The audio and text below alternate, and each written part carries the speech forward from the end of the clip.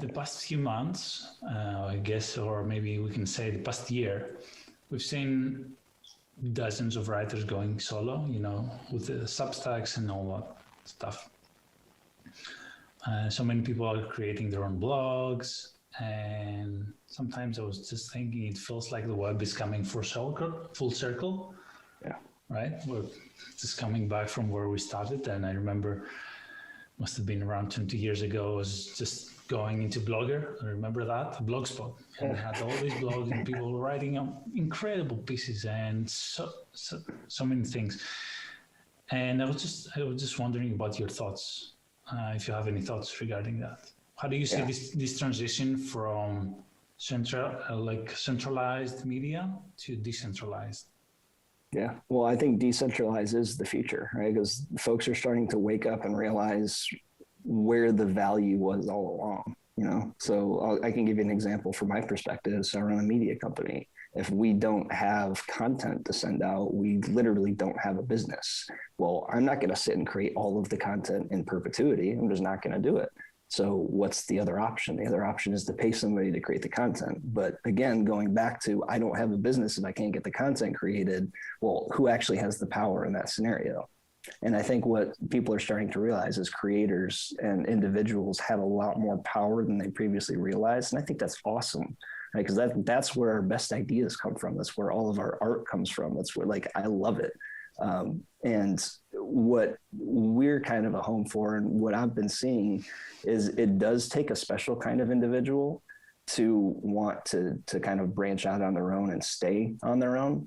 Right? So a lot of times it's hard to grow a list past a certain point. You'll be doing a lot of admin stuff yourself. Maybe your earning potential is not quite where you want it to be.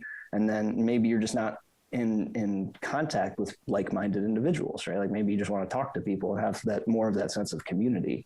And if you want those types of things instead of being out on your own, that's where we come in, right? As we provide the support. We're very creator focused in terms of our incentive model and payment structure.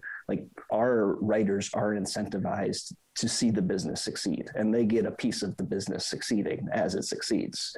And that's the kind of model I want to continue to scale with. Is we need to be creator focused. The world is becoming creator focused. And in my mind, that's an absolutely amazing thing. I want to foster and encourage that creativity and give people a home to explore it without fear of repercussion or fear of blowback, and we can absorb a lot of, as a company, we have the ability to absorb a lot more than an individual does. And as long as we're just this beacon, I want to be a beacon for the antithesis of what people see the news industry as right now. As long as we continue to be that beacon for that, again, it goes back to not being overly dependent on one single individual. So if the donut's too dependent on me, maybe something happens. I go belly up tomorrow and then the donut ceases to exist.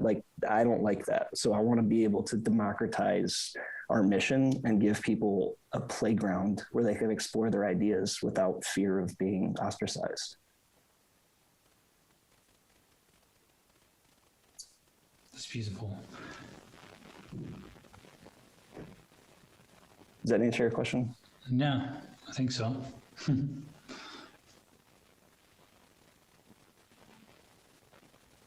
Yeah, it's great. It's great. It's beautiful that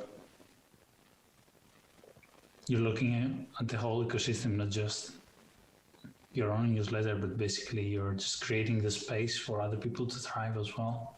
Thrive as well. Yeah. I've been trying to do that my whole life. And it's really cool to actually be able to do it professionally, you know what I mean? And wake up every single day and actually be happy to go to work instead of, I tried my hand at corporate America and I just couldn't do it, man. I just couldn't do it.